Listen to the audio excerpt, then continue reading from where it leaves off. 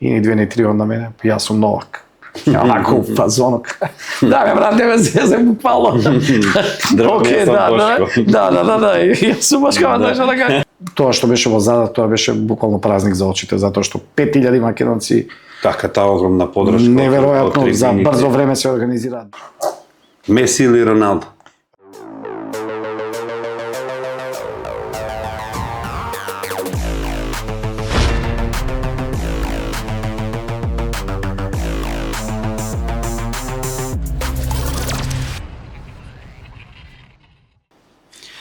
Почитувани гледачи, добродојдовте на YouTube каналот на Площад Прес. Втора епизода од подкаст Без пардон. Вечерва со мене во студиото Бошко Тасич, спортски новинар од Куманово, вработен во порталот Курир МК. Бошко, добродојде во студиото на Площад. Здраво, Маце, ти благодарам на поканата, наистина ќе ми биде чест и задоволство што ќе поразговараме малку во твојот подкаст и посакувам среќа и успешна работа во иднина. Секој уште многу емисии да имаш успешно реализиран кога во прашање твојот подкаст. Благодарам, Бошко. Главна причина што се одлучив да те поканам да бидеш мој гост е што си дел од поубавата приказна на нашиот живот. Бидејќи цел живот си во спортот, спортистите, не само според моје мислење, се можеби најсреќните луѓе на светот заради нивната работа, заради нивната професија. Колку јас знам, ова година славиш јубилеј 25 години како работиш како спортски новинар. Пајде да тргнеме од тоа. Кога почна, како Бошко Тасич влезе во новинарството, спортското новинарство и како се одржува цели 25 години и како успее да направи бренд од своето име. Ние кумановци да бидеме горди кога ќе каже некој вашиот Бошко е еден од најдобрите во Македонија во нашата професија. Ти благодарам на овие убави зборови.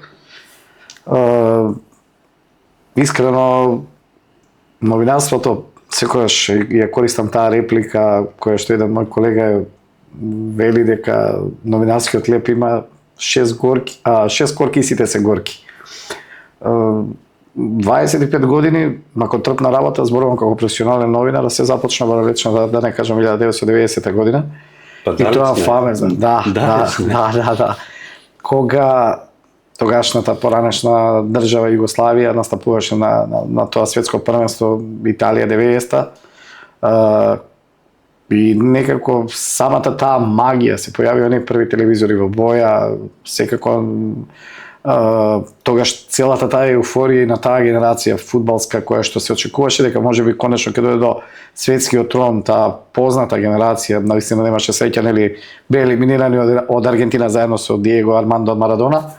И самото тоа што ми донесува подарок со Панини албум, за самолепливи сликички, некако сето тоа ми даде некако потик, некоја желба, нешто посебно во мене, за да започнам и да ме плени спортот. За да на некој начин имав среќа што и веќе од самиот почеток, нели, ајде некаде, не само што го следев, сите работи ги запишував. Не беше тоа време како што сега, нели, интернетот се е достапно. За себе, за свој мер. Да, за себе, значи ќе запишам, не знам, резултат, ќе најдам извадоци од весници, сето тоа го читав, тогашното познато темпо, Политикин забавник, сето тоа некако полека, чекор по чекор ме навлекуваше, за да добро ми одеше пишаниот збор. Значи, од тогаш се виде дека во принцип сум човек што малку збори во наводници, сите ме знаат како така, се шегувам. За да потоа се појави таа новинарска секција во Пионерскиот дом. Каде почна тоа? Во Пионерскиот дом. Добро. И некоја правилна селекција која што самиот Пионерски дом, под ментор на Славица Петковска, ние стажиравме или на некој начин бевме во таа некоја детска редакција на тогашниот РТК радио телевизија Куманово. Некоја правилна селекција, некако правилно едуцирање, буквално ова нашето е занат. И сето тоа некако се кристализираше, водеше во некој правец, секој, ајде да не кажам настан, текст, работа, не знам, еве тогаш беа нели оние приредби на некој начин престиж, да бидеш дел од нели во основното училиште, да водиш, да бидеш дел. И тоа некако кај мене влеваш уште повеќе онака надеж или не знам, ајде да кажам, амбиција за да нели уште повеќе и повеќе градам, за да нели после тоа во самата таа редакција да се надоврже да не пуштаат по спортските надпревари со сите оние познати локални спортисти, да почнува, што за мене тоа беше вау. Една работа, потоа почнав да известувам и за Македонското радио, каде што некој известен период бев и таму, како на пракса, под водството на Александар Стиков, сите тие познати имиња, и веќе навлегов баш онака како што ни самиот не очекував за таа годишна возраст и можеби на некој начин да Радио Браво беше за мене некоја одскочна даска во тој момент, можеби еден од најдобрите медиуми, можеби најдобар во тоа време. Се некако тоа одеше како на филмска лента.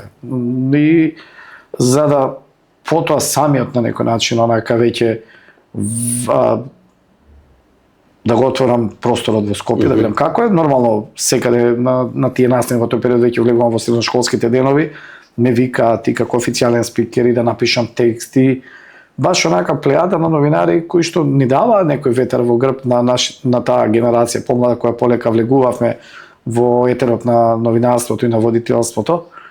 За да потоа буквално напишам еден мејл, јас Спортско радио 903, чисто онака да видам, ми беше интересна таа фама, почнав да студирам и да видам, нели, тогаш беа актуелни резултатите во живо, джингл, гол вамо, гол тамо, тоа веќе го работевме ние во Радио Браво. Тука се задржав исто полно време за да да ме посека сеќата, да ме викнат, мислам дека 99 или 2000 година беше, точно не се сеќавам. И веќе од самата таа проба, 2 часа почнува онака баш ми дадоа шанса. Потоа Канал 4, па почна проектите со Алсат, со Сител. И онака етапно се надовржуваше едно по едно, големи интервјуа, изјави, првенства. Само уште и сето тоа беше онака баш едно по едно. Во момент ќе помислам дека сум го, нели, допрел тоа ниво, ново скалило. И се така некако баш интересно за да се повеќе. А кој ти беше најголема поддршка во тој период? Бидејќи 25 години е многу голем период. Секако имало искони падови. Да. Кој ти е бил оној што велат супорт кога ти е тешко? Па семејството. Не, верувате луѓе, нема нешто поголемо богатство од семејството. Особено во моментите кога на некој начин заборав да кажам, Радио Слободна Македонија, многу голем период за да, а малку време за да се опфатиме. Семејството, тоа дефинитивно секаде и секогаш во сите изјави и интервјуа мои го кажувам, посебно моите браќа, нормално и моите починати родители, особено татко ми, кој што беше навистина некој мудар човек кој буквално се смееме со моите двајца браќа, подобро да ми удари, не знам, 10 шамари отколку со муавет како не онака. А он што ти велеш? Па, тоа работи го тоа што го сакаш. Можеби нивна желба, јас бев добар ученик. Јас бев добар студент, он сакаше, нивната желба беше да бидам доктор, медицинско лице, но се случи да на самото запишуване престрого беше тогаш рангирањето.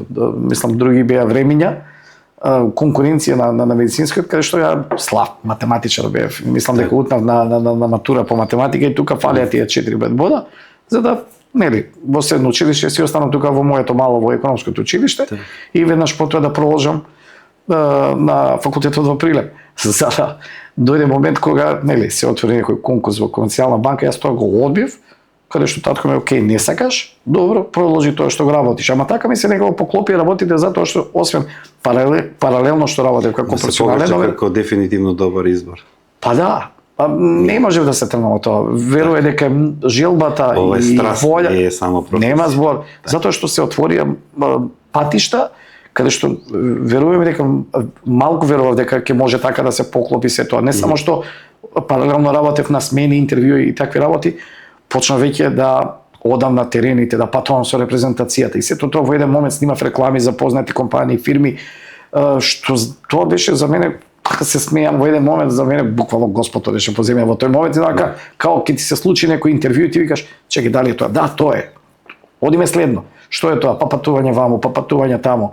Одеднаш оние спортисти што си ги гледал на телевизија со тебе, се онака до тебе разговараше, века кој ние двајца што разговараме. Извини, кратко го веќе спомна патувањата. Јас имам еден многу добар другар кој е поранешен на FIFA студија. Тред во Македонија. Тој на едно кафе ми каже дека само во 2 држави во Европа, не се сеќавам кои се, ми каже дека не бил на службено патување.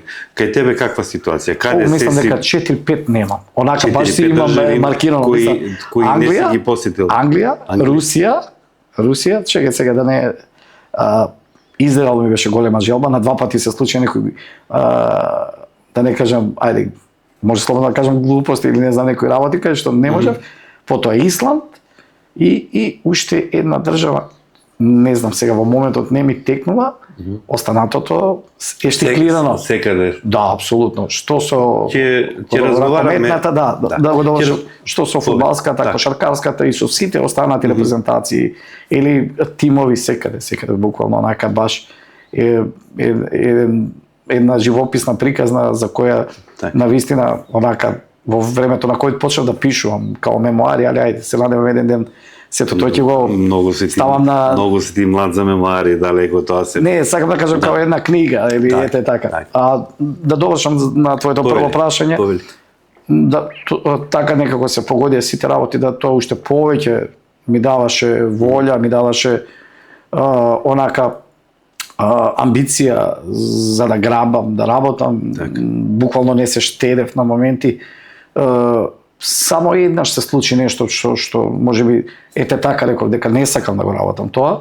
Тоа беше фамозната за мене, можеби таа 2017 година, кога се случи некој, ајде сега не можам да кажам какви се работи, прво финансиски, знаеме ние новинарите секогаш е проблемот околу парите, па се чека, па ова, па она, дури онака ти доаѓа преку глава. Викаш добро е, доста беше ако е нели за Арно.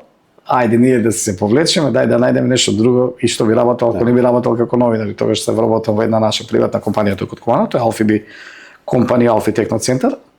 Во една оваа прилика ги поздравувам и сопствениците и вработените во оваа компанија, сега уште сум тука.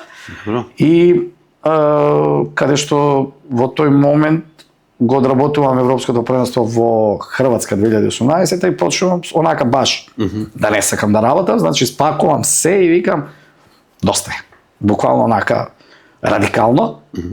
И за и кој те врати пак во игра? Како дојде до тоа? Па тоа е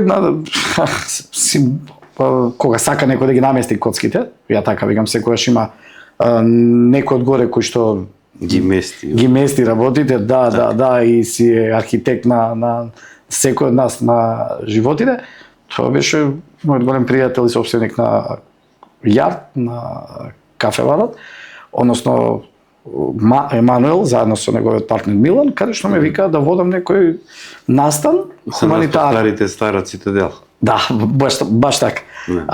И ме викаат, добра екипа се собира, не знам Дани, не знам неколку бендови за малата Јована, што јас онака оберачки кога е во прашање со сето срце, тие такви настани воопшто не ги гледам, влегувам во игра на прва без проблем. И некако тука оној аплауз повторно се врати, за да потоа пак ме повикаат од тогашниот европски шампион ракометен Вардар, да работам нивни утакмици, да бидам спикер, официјален, мислам дека мечот со Кил, добро го паметам, полека пак се вратив. И некако сето тоа пак прострои во мојата глава, во мојата крв.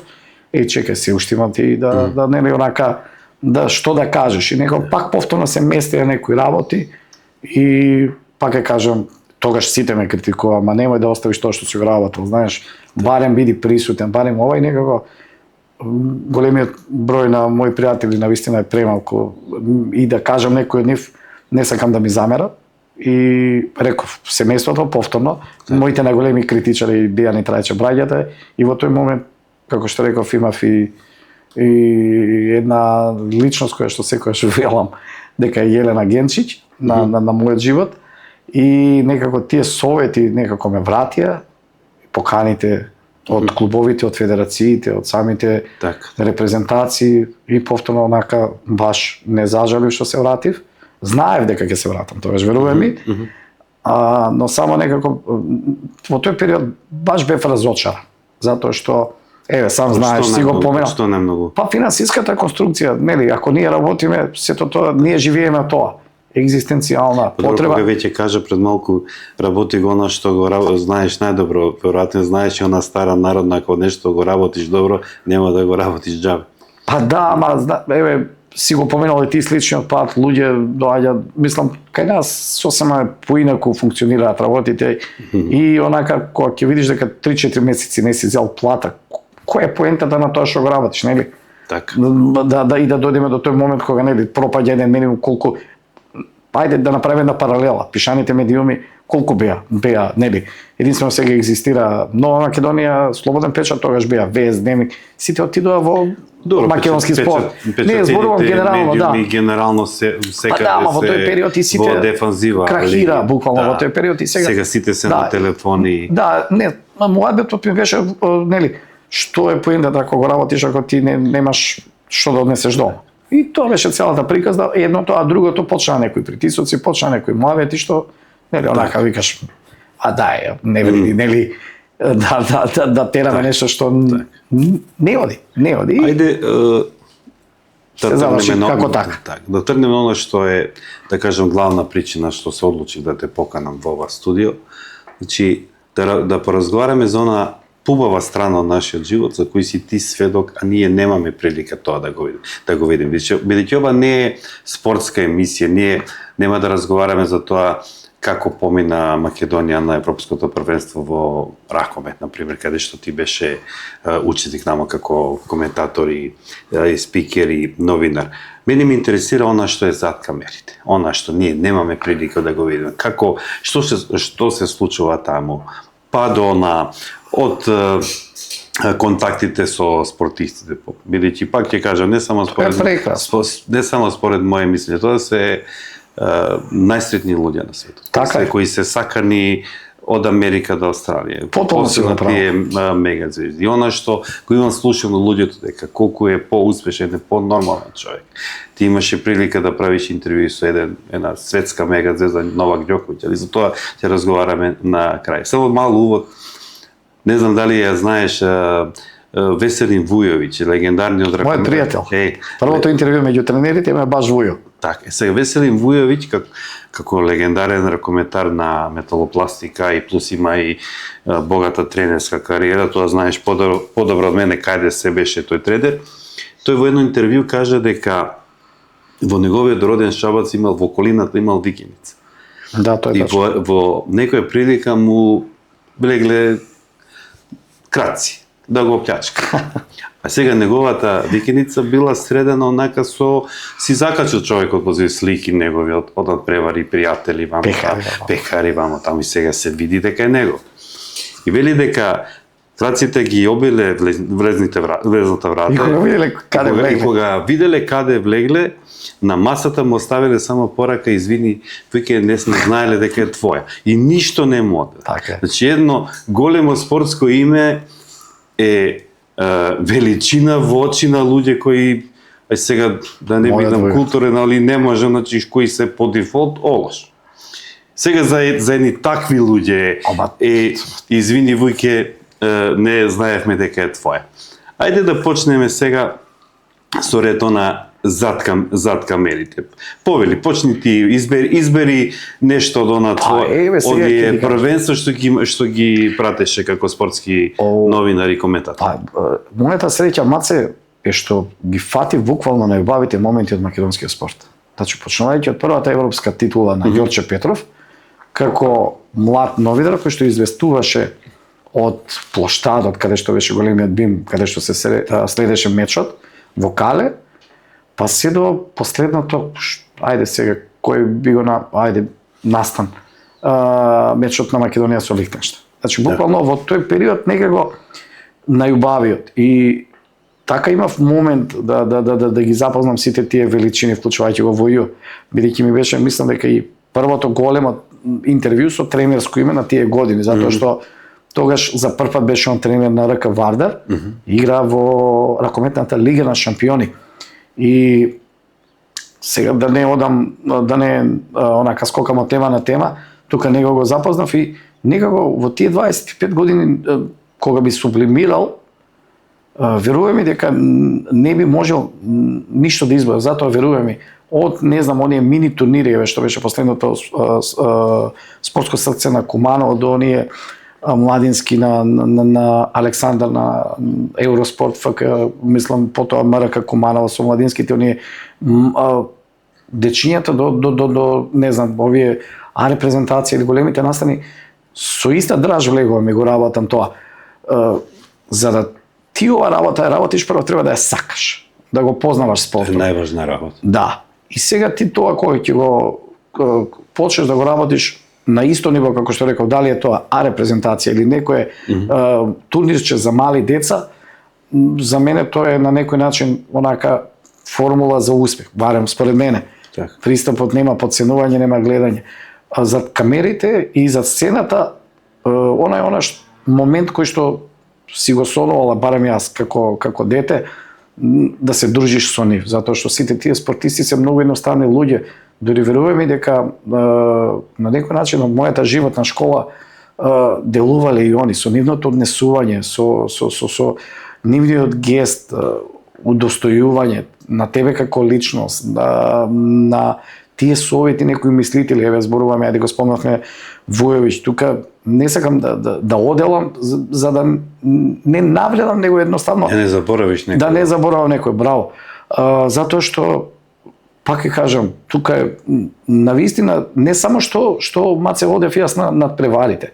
Имаше моменти да одам и на тренинзи по 2-3 сати, бев дел од исто така и од Металург, и од Вардар, и од баш оние најдобрите денови, не знам, репрезентација. Одев на тренинзите и ќе седев по 3-4 сати за да гледам, онака ми беше желба таа тактичка определеност како ќе играат, што буквално влегов во целата срж на материјата и да сите тие луѓе ти пристапат така онака како јас и ти што сме долги години пријатели и да видиш дека едноставни луѓе се, нема кај нив комплекс, нема не знам некого да подценат, величини се, но едноставни се на крајот на денот и тие се од крв и месо и тие знаат дека јас зависам, тоест мојата работа зависи од него и дека нели неговата обврска спрема нас како медиум исто така и ти имаат емоции, ти имаат и добри и лоши денови, но едноставно навистина преубаво е затоа што јас нема да заборавам првото моје патување со фудбалската репрезентација. Каде беше? Она Шкотска Глазгов. И тоа баш само што почнаа квалификациите за светското првенство во Јужна Африка 2010-та. И Сеќко Катанец ги започна тие квалификации, ја победивме Шкотска на плюс 41-0 на домашен терен, Холандија дебакал нешто 4-0. Ете така, јас тогаш работев во Канал 4, да не заборам. Тука беа моите онака блесоци. Тогашниот собственик Борче Лукановски ми даде баш одвржани раце, веруваше во мене и секако тогаш го фатив баш онака моментот. Сега можеш. И патувањето беше буквално се поклопија коцките Македонија да биде на чекор до пласма на светско првенство во Јужна Африка, со тоа што требаше ние само да ја победиме грогираната Шкотска, која што беше во нокдаун, и веднаш потоа ни требаше, мислам дека само бот математички од таа група, за да ние Бот против кого? Против Норвешка. Тоа во група и со Исланд, затоа што кај нас или кај нив? Кај нив. Две вржани гостувања беа последни две кола. И што се случува и одеднаш ми се јавуваат од фудбалската федерација, кој ќе оди од кај вас и тогашниот мој директор Борче Лукановски вели, вика, ајде уредниче одиш ти. Викам, во ред, одиме, не е проблем. Так. Он на почетокот така ми викаше, јас се уште колку направив, мислам дека година дена работев таму бев скоро 6 или 7 години и ајде викам затоа што се потреби тогашниот колега да оди на европското првенство во полска кошарка, ајде ти ќе го покриеш фудбал, вика двојно гостување. За мене викам ова топ. Нема назад, сега е пак што вика моментот, од таму ќе известуваш, ние известувавме тогаш во живо, се уште радиото беше актуелно, баш онака во Канал 4, нели спортските информации, резултати, прилози, изјави и онака одиме и сега влегувам во авионот, 120 души чартер лет, одберени сите, гледаш Горан Пандев, гледаш премиер, гледаш ова, гледаш она, сите гости, викаш, тоа е моментот. Онака баш, викам, дали е можно? Викам, ти шо правиш ова? Што се случува, стигнуваме во Глазгов. Тоа беше позиција дали ние или Шкотите. И како излегуваш онака.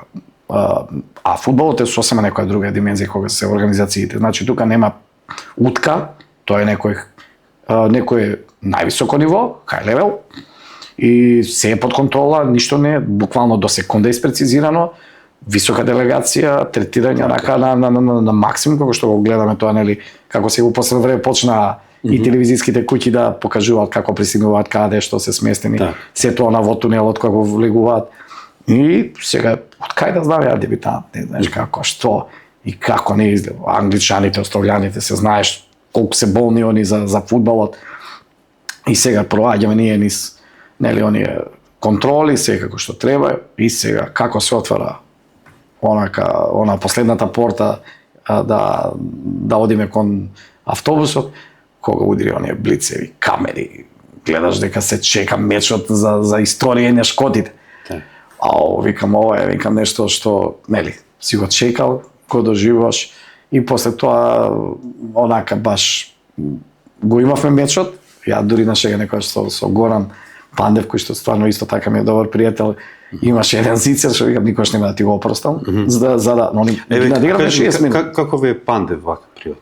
Океј си, супер. Во едноставен лик, баш пред 2 месеци го снимавме за мојот подкаст, бевме кај него во Академијата во Струмица, во едно сега и хотел има, баш онака, добро. Маце, генерално спортистите се окей ликови, сите до еден, значи исто како што, нели, ако имаш почит спрема него и он спрема тебе, и ако не гибаш таму кај што не треба, разбираш, онака, што би рекол јас, во некои оние, ајде некојаш тие прашања кои што не треба да се поставуваат според мене, ја имаш почита, ти ако поминеш цртата не важно кој е соговорник. И тоа беше патувањето, и тогаш Мекфаден тогаш напаѓачот на Евертон, прв пат 1-0, потоа уште 1 и веќе се заврши приказната, и некако тоа патување ми остана, потоа во Осло чисто онака беше само да се одработи. Ајде сега да те потсетам ствари на едно наше гостување кое за нас македонците беше спектакуларно, надпреварот во Палермо против Италија, кога ја мислам дека италијаните никогаш нема да ни простат за таа победа од еден според. Тоа беше за нив болно, дури Манчини пресконференција. Види, само кратко извини, значи ние го гледавме голот што го даде, како беше, Трајковски? Алекс Трајковски. Трајковски. Голот го видиме, оној кадар каде што помошникот на Манчини, они шокирани, вика, боже, што е ова? А ти ми кажи како изгледаше горе, кај тебе, меѓу оние коментатори кои тоа беше спектакл. Имаше прво беше во ковид времето, целата таа целиот оно што надпреварот со Италија, и сега нели ние се смеевме прво на ждрепката, бевме онака вклучени, ни се паѓа нели Италија, Португалија, и сите што како секоја земја различни правила, окей, во Италија некако како сите да не отпиша. И имаше онака баш од домаќинот, затоа што на стадионот во Палермо тогаш, буквално шајка не беше сменета, од Италија 90-та, се беше онака заостанато, баш како што било тогаш. Значи буквално нема сите не бе избришени. Не знам сега не е тоа наша работа, али која беше и причината, ако се сеќаваш, зошто Италијанската федерација фудбалска за популаризација повеќе. Секогаш гледа да ги во Палермо. Секогаш и за нивните фудбалери самата популаризација, секогаш сака да ги проблем патување до таму, добро, кога популаризација на местата, секогаш сака нели на сите да им дадат шанса да ги видат најдобрите, што за мене тоа апсолутно го почитувам и така треба да биде, за да не биде само нели едно место да биде центар. Зошто да не биде и друг град и трет?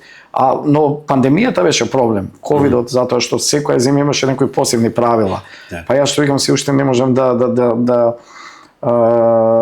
не да се смирам, кога ги се вратам онака за да ние влеземе на стадион или пред меч, секогаш моравме да имаме негативни тестови, па тестирање на еден ден пред меч, па 2 сата, па буквално се шегувам јас, дури носот ми го исправија тоа аудирање со, нели, тие такви работи, па тресење у карантин, дали ќе бидеш позитивен, Или па не, што, како, мислам, она беше хаос тогаш и ајде, стигнавме во Палермо, почна некако, не беа организирани, беа буквално онака банда без команда, целата организација, но добро, окей. Се гледа дека се френетични навивачи, посебно долниот дел од Сицилија и почнува мечот, а ја тогаш известував и за спорт клуб, за српскиот спортски медиум и така на самиот влез, као прво не поделија, планот беше македонските новинари да бидат на еден ред стационирани, односно тие 2-3, не знам како, со дистанца, со маска, не знам што, како, доаѓаат на 5 минути, нели, дотерани, онака, сите, во ниве стил италијаните, нивните новинари, као ова е наше место, не, окей, тука збрката, за да ние се прибиеме буквално под тројца, на буквално... Една маса како една маса, а 3 новинара. Да, ковид ситуација. Па добро, окей, сето тоа е дел од, да не кажам, ајде, не увертира, ама ајде, ете, се случува, тоа е тоа. И сега ние прво полувреме, први 15 минути не прегазија, не знам колку се сеќаваш на мечот, нашиот Столе Кумановец, што се одбрани, дури имаше една ситуација каде што му фрла во нозе на Имобиле топка, ја вака буквално целиот од глава до пета се прозновио, овој изненаден, у паника му ја враќа. И ја рака, вртење кроз шега, луѓе, викам, ова, викам, мислам дека нешто ќе се случи. На колегите, они се смејат. Не надигра, стварно. Али тактиката, поставеноста и пожртвуваноста до после момент онака баш беше кога сите помислија дека 0-0 и оди топката, да. Некако прво Столе, па мислам дека Ашковски ја цимна со глава, да, и така дојде до Алекс кога ја стегна. Мислам дека ја во тој момент онака како бе врзан и со телефон и со лаптоп у целата таа, да не кажам некој оној мал простор, рипање, удира медно, не знам што, како сите ми звонат, не бара студио, хаос, ама не у делириум. Италијаните шлогирани, не знам што им се случи, сваѓаш. Она беше баш шок. Пријатели кои беа на таа утакмица ми кажува дека после гледале нека буквално плачење луѓе. Да. Биле шокирани, тоа за нив беше не може да се помира. Катастрофа. За една фудбалска нација како Италија, да. Они веќе си ја запишаа победата, веќе славе дека ќе играат со Португалија за тој клучен меч. Веќе правија тактика за Португалија. Ние кај коња, као они ќе одат на кај Порто. Така. Ама Александар Трајковски така не мислеше нашите репрезентативи. Да. Си видна тоа, дури на пресконференција Манчини беше као луд, па вие не играте фудбал, па ова, па она. Али како беше начало рагаци? По кој основ не напаѓа што? Ма, таа ароганција, тоа его, саќаш, тоа е нормално, знаеш, сепак а ја па секогаш верувам во Давид и Голијат, приказната митот. И тоа е тоа. Ајде кажи нешто за гледачите на плоштад прес од ракометното првенство светско во Хрватска нешто. Купно некаде околу што европски, што светски, некои 15, колку што ги бројав од 2009-та, моето прво во Вараждин, каде што за мене исто така беше некој големо надпреварување. Убаво, исто и тука, секогаш се сеќавам на тие убави моменти, каде што ние најпрво имавме одличен меч против Исланд, тогашниот Исланд. Со 10 разлики ги згрмевме тука во Скопје, за да потоа во баражот некако успееме да се протнеме 6-1, но пред тоа ние едва поминавме во предквалификација со одбраната на Борко Ристовски, сегашниот министер за спорт, одбрани клучен пенал и некако во таа група во Вараждин ни се падна најтешката. Значи германците како актуелни шампиони на светот, пољаците како вице шампиони, најдоброто од Африка беше Тунис, тука беше Алжир и секогаш незгодната Русија со Дибиров, со Чипурин, со останатите руски репрезентативци во тоа време. Русија беше велесила во ракомет, посебно во машкиот. И ајде, нели, прво светско првенство, секоја чест за хрватите тогаш инфраструктурата ја направија, салата во Вараждин, потоа мислам дека тогаш ако не се лажам беше и Загребската арена направена. И исто така, бев уште во Канал 4, одиш Бошко, окей, одиме. И Одиш одам. да, не размислувам два пати. Да. Да. А кажи ми за... Извини, половина. Не, и тогаш беше приказната, не знам, прво загубивме од Тунис, па се протнавме со Алжир, Так. за да потоа Полска на нозе, онака ја клекнавме. Германија бевме гал додека не го исклучи Кирил Лазаров кој што одигра фантастично светско првенство тогаш и го постави рекордот на постигнати погодоци на светско првенство. Веднаш потоа се пакуваме за да си одиме против Русија, дури онака ќе изгубиме од Русија, не знам што, ја тепаме Русија, се селиме доле. Буквално Маце на тоа светско првенство не делеше еден бод за да ние играме тогаш полуфинале. Затоа што дали се префрлиме во Задар, ако ја цимнеме Данска или Норвешка, со Србија веќе беше, да не кажам, хајде, работата Так. договорена, затоа што Србија има некој текст со Данска, тогаш водеа 7, па загубија, и мислам дека немаше да биде проблем и ние веќе со една нога. Но беше тоа одлично, тогаш почна целата таа еуфорија околу фалангата и тоа што беше во Задар, тоа беше буквално празник за очите, затоа што 5000 македонци Така, таа огромна подршка. неверојатно за брзо време се организираа, дојдоа па потоа се надоврза Србија и натаму трае приказната машкара коментна репрезентација која што на некој начин е бренд, перјаница на македонскиот спорт.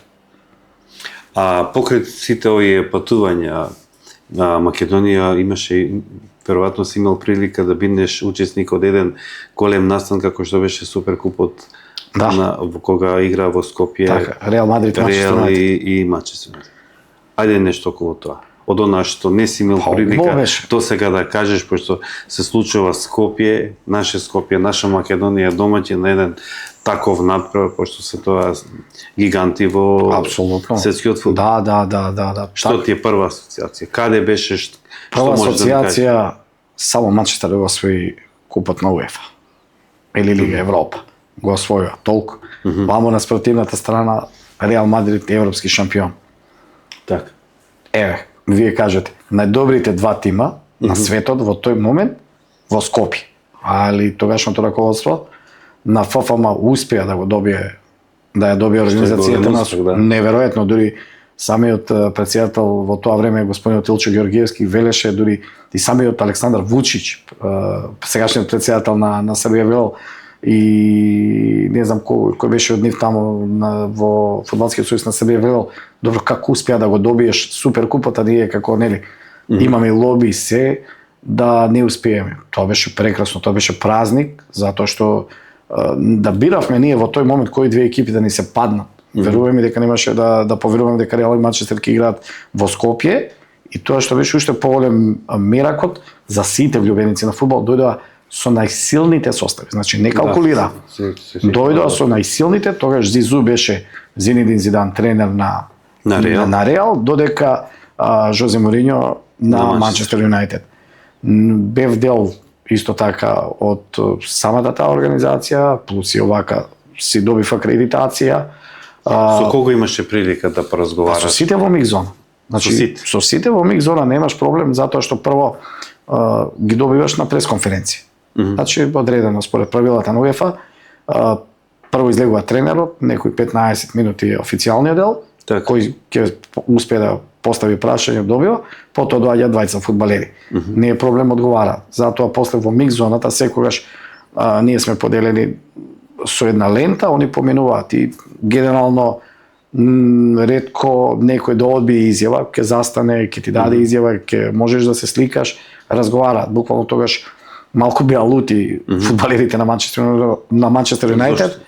Освен тогаш загубија 2-1, празник беше, не, онака, па никој не му се збори кога ќе загуби. Убав надпревар беше и преполн град, преполна држава, странци, центар на внимание, многу големи имиња, гости.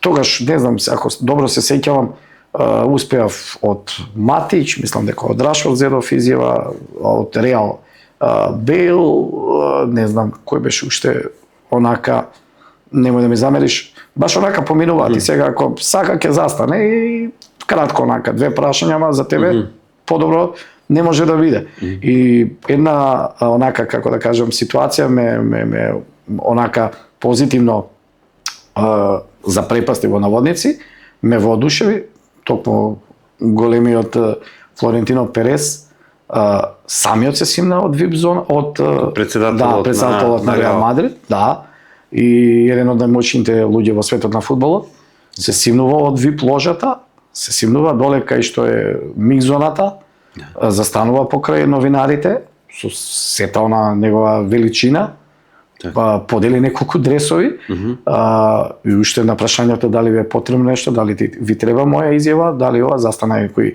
минута и пол, два, дури успеав една фотографија да направам на еден од моите другари му испратив, он е голем фан, поздрав до Трајче, да, он е неверојатен кога е во глашање Реал Мадрид, стварно го познава фудбалот, и баш онака тогаш видов колку се кажеш Боро јуниор, пошто он е овде во Куманово.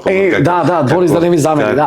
Но добро, Борис се помал. Ти извади, пошто кога ќе ми каже некој реални прва асоциација ми е на Боро, али не зборував за не, Боро беше тогаш да, се сеќавам и на моментот дека он беше човекот кој што беше поканет на таа некоја гала вечера или не знам како беше, онака фановите на Реал Мадрид, тогашниот Пеѓа Мијатовиќ беше амбасадор, заедно мислам дека и Роберто Карлос, не се сеќавам точно, Борис беше таму, но овој ми е ептин другар од детство, 30 години, ја сакам да го за Пеѓа Мијатовиќ.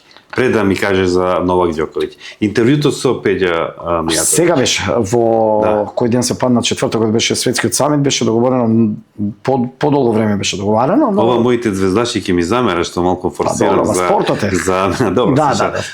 Ајде кажи ми како ве Дако Панчев, ја сум партизановец. Како е Мијатовиќ? Како помина разговорот со? Одлично. Али зборувам за она пред вклучување на камери и после вклучување, пошто веројатно вие седнете малку поразговарате. Да, овој пат беше снимано на диктафон, аудио, сега ние после тоа ќе си го онака јас средам на нашиот портал кај што работам Курир МК, па беше договорено со уште имавме контакти додека е во Белград преку еден наш заеднички пријател. Генерално некако не се поклопиме бидејќи патува на релација Белград Мадрид Белград и баш се погоди да биде гости на сегашниот самит регионален во Скопје што се одржа во хотелот Хилтон, за да човекот што ја реализира целиот настан и организација, мојот пријател Марко, го договоривме и веќе се е лесно. Човекот е толку позитивен, едноставен, одговара на секое прашање. Мислам дека го прашали дали се уште тресе пречката. Го праша еден мој друг колега, што ве? Не се тресе. Не се тресе веќе. Добро, помина. Добро, да, па сепак и кажам и тоа е и болна тема и она да не влегуваме, одлично, феноменално ме фасцинираше и пак ќе кажам, тоа се големи луѓе, нема збор, само можеш да ја што викам да во една точка да гледаш во тој момент и да викаш дали е можно дека нели толку се едноставни, толку пријатни, ако покрај него има телохранители кои што, ама он си е окей, ќе имаше доволно нерви со сите да си кажи ми зборува. Какви се тие телохранителите? Дали се тоа луѓе кои онака круто, арогантно не дозволуваат да се ја држи ситуацијата под контрола. Значи оне кој што он имаше доволно, да не кажам нерви 2 дена да им се потпише на сите, со сите да се слика, со сите. Сето тоа зависи од самиот спортист. Значи, он е тој кој што нели има перцепција на целата ситуација, он ќе одлучи дали ќе застане со тебе, дали нема да застане, дали ќе направи муабет, дали ќе прифати интервју. Тоа е секогаш они одлучува. Да, нормално е да има такви големи звезди, телохранители, такви околу нив, што секогаш нели мора тоа да го имаат. Според мене, затоа што не знаеш кој како со какви намери, посебно кога ги сетиме што и се случи на Моника Селеш, исум да има барем еден кој што ќе биде покрај било кој спортист. И имаше доволно, дури на самиот самит, еднаш, па 2 пати, па пак повторно се заврати, едноставно пар екселанс. Ајде сега овој дел да го завршиме со неповторливиот Новак Ѓоковиќ. Еден единствен. Кажи ми, што можеш повеќе за нашите гледачи, како помина разговорот со некој? Зборувам за пред и после. Како ве Новак Ѓоковиќ? Вака кога сидиш со него, како сега со мене? Ја Без камери вклучени. бев фасциниран прво од ситуацијата дека го добив интервјуто. Затоа што имаше прво добив изјава во Микзона. Значи тоа беше целата работа беше 2011, Добро. ако не се лажам, добивам акредитација Девис Куп во Белградска арена со Аргентина. Аргентина беше тогаш велесила во тенисот, полуфинале играат со Налбандијан, Дел Потро, уште не се сеќавам кој уште беа во аргентинската репрезентација. И ајде, зошто да не, Србија тогаш во состав Новак, Троицки, Типсаревиќ и мислам дека не надзимање беше. Не е ни важно, и јас се решавам, викам, ке одам, не, тогаш подем од него, што како, застанувам Микзона, јас добивам изјава од него, ми се подпишува на топче и на книга, и што беше уште нешто, и се фотографираше. И ја така целиот фасциниран тука, што, како, ја го загубија мечот со 3-2, решавам, ете, некако тенисот ми влезе у крв и таа организација и сето тоа што во момент во Белградската арена од, не знам, вака, да не кажам простор кој што е во моментот нема ништо, денеш за 2 сати шоу, спектакл, посебно кога е во прашање тенисот и настаните во таа сала секогаш е на некое многу високо ниво, за да потоа уште еднаш, тоа ми беше муабетот, се акредитирам игра, мислам дека четвртфинале со Канада. И одам исто така, пак ајде као изјава, тие такви работа, ма секи имам што ја запознав неговата PR менаџерка или жена која што е задолжена за медиумите. Така. Мојата пријателка Неда, која што беше многу љубезна, прифати само реков од Македонија, сам ке може ли барем изјава да ми се подпише за фан страната на Новак. Сам онака од прва нема проблем, почекај, и од тука почнува моите први контакти онака со неговиот PR тим, и веќе со кај ме фасцинираше, тоа сакам да ти кажам, онака баш беше онака интересно да го добијам се случува да не знам кој Грем Слем го игра и го добија, мислам дека беше US Open и одма потоа се одржува мечот со Канада и он доаѓа целиот онака, да не кажам уморен и истрошен за да игра за репрезентацијата.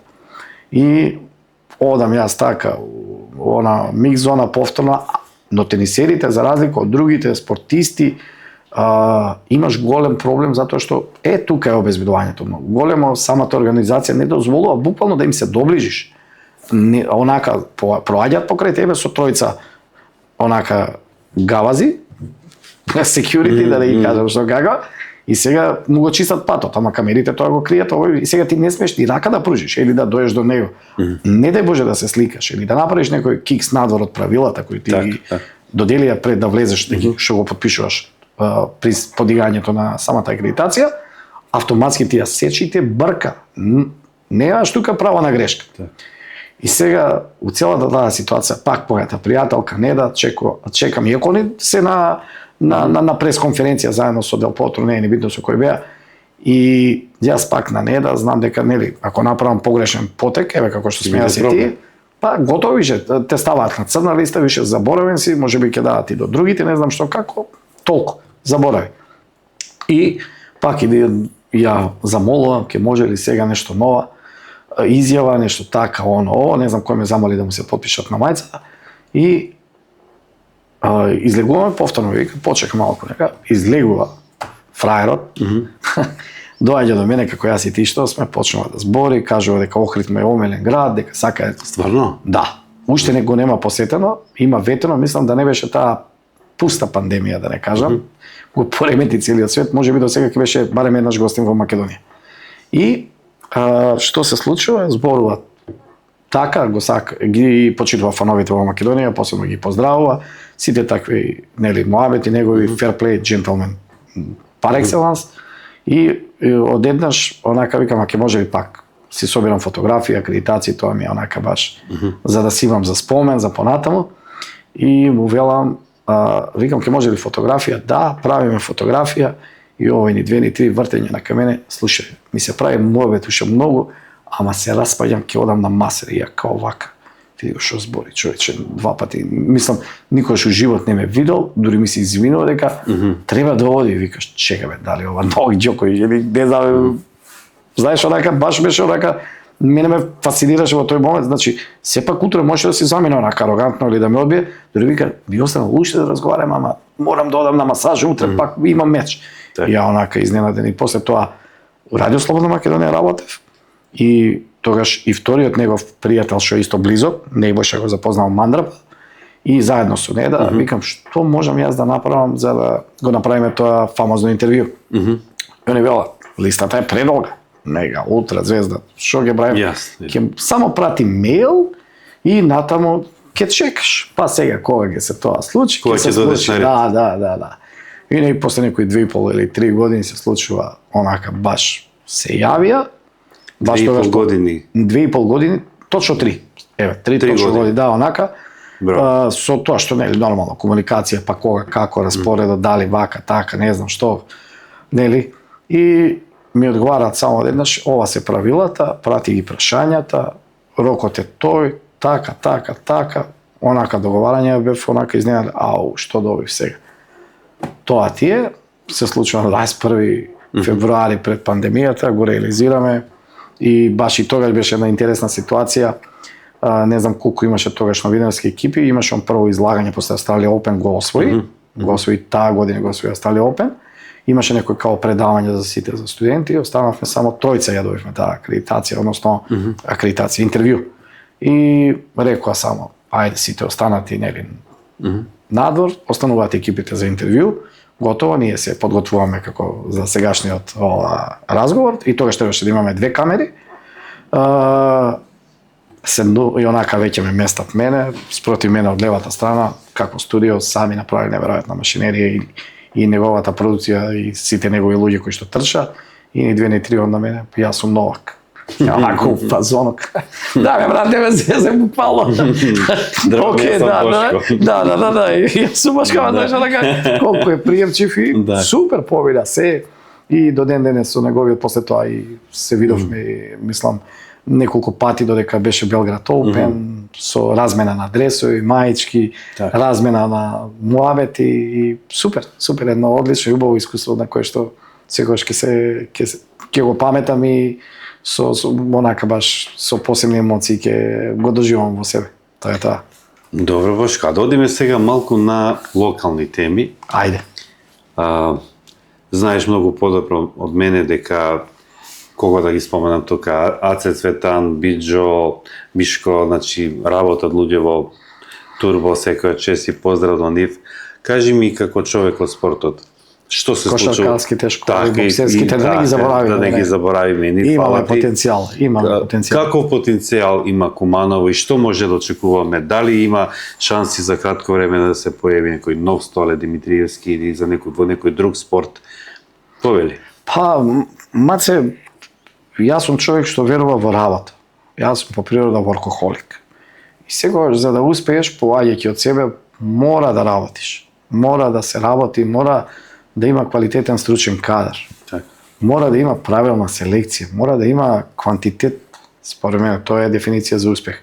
И мора некогаш да, како што рекол, да се направи таа правилна селекција, зборувам и од надпреварувачите, и од тренерите, и луѓето кои што ќе бидат инволвирани во самата организација на клубовите. Што значи тоа? Значи со еден добро направен план и имплементација. Мислам дека за брзо време може да се направат добри резултати, со тоа што и клубовите, барем ја така размислувам, треба да имаш јасна цел што сакаш. Јас секогаш што го кажувам и прост пример кога го земам, еве последното нешто, примерот на Рекалкалоид.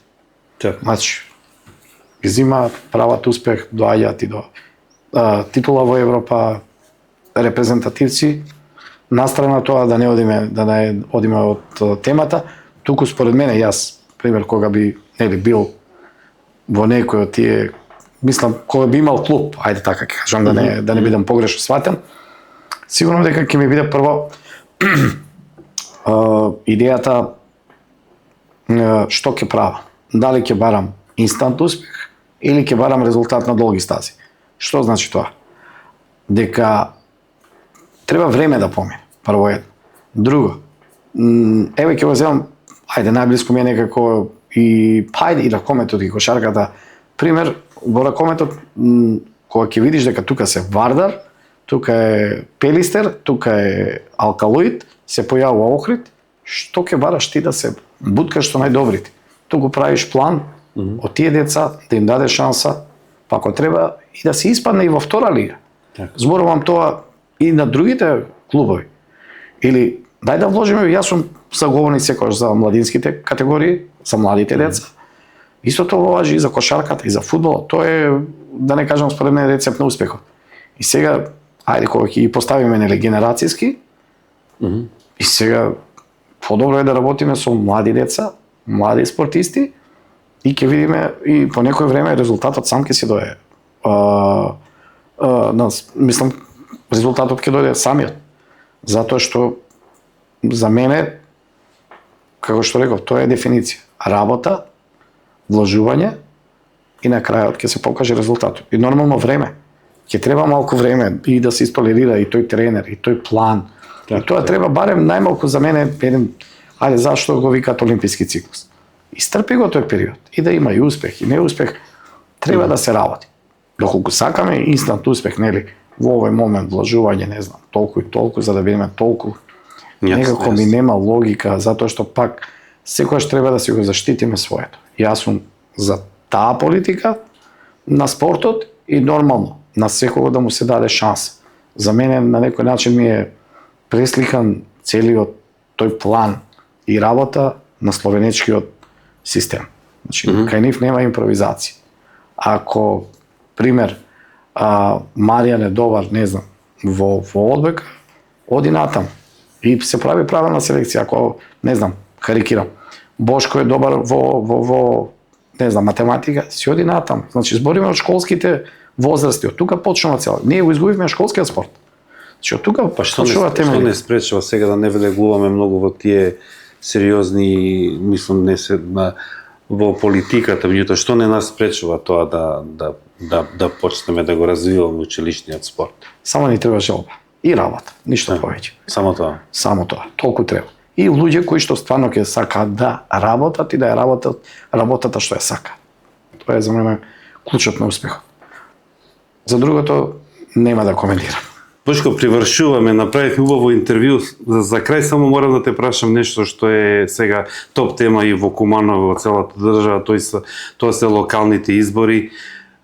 Ти се одлучи да ја прифатиш понудата да бидеш на листата на ДПСМ, на нивната братска листа, како кандидат за советници. Дали можеш за кумановската јавност да кажеш што беше причината да се одлучиш на таков чекор? Повели. Па да, точно е. Ќе бидам дел од советничката на ДПСМ или братската листа, затоа што во моментот мислам дека со моето знаење и искуство ќе можам да придонесам во креирање на политика кога е во прашање спортот и сите оние активности кои што ќе бидат дел од нашиот град и нашата општина. И секако довербата од страна на вице-премиерот на владата на Република Македонија господин Иван Стојковиќ со неговиот тим кои што ме предложија да бидам дел од листата на ДПСМ. Навистина ми е чест. Се надевам дека како кандидат ќе ја добијам довербата од нашите граѓани и со моите правила, принципи и ставови во мојот живот ќе можам да на некој начин допринесам во работи кои што ќе бидат нели општо корисни, општествено корисни за сите, особено нели за спортските клубови, за спортските колективи, сите оние проекти кои што ентузијасти во Куманово кои се така вклучени во спорт. Да, токму така, тоа ми беше мислата. И дека навистина ќе оставам, нели, доколку влезам во самиот совет, ќе оставам трага со својата работа, затоа што во принцип сум човек кој што не верува во ветување, туку верува во работа. Така. И во време кој што ќе биде пред нас, нели, сето тоа е под услов доколку влезам. И дека нема да ја изневерам таа доверба и доколку нели дојде некој момент каде што ќе почувствувам дека не ги давам потребните резултати, ќе бидам човекот кој што ќе го предаде мандатот и ќе се врати таму каде што На свој терен, на свој терен, да, на спорт. фудбалските терени, да, токму така. Така. Ете, тоа е мојата порака. Ќе видиме, ќе биде интересно сигурно. Јас своето си го кажав во овие 2-3 реда. Сега наред се граѓаните. Така. Бошко, ова интервју ќе го завршиме со едни прашања кои нака ги издвоив. Може. Ќе ти дадам по 3 секунди да ми одговориш на сите од овие, имам тука 14 прашања, не ти давам повеќе. Јас ќе прашувам, ти ќе одговараш кратко и јасно Апсолутно. и да завршува. Апсолутно. Партизан или Звезда? Партизан. Кој ти изложил за Партизан да навиваш? Не ти кажувам. Добро, Партизан. Реал или Барса? Атлетико Мадрид.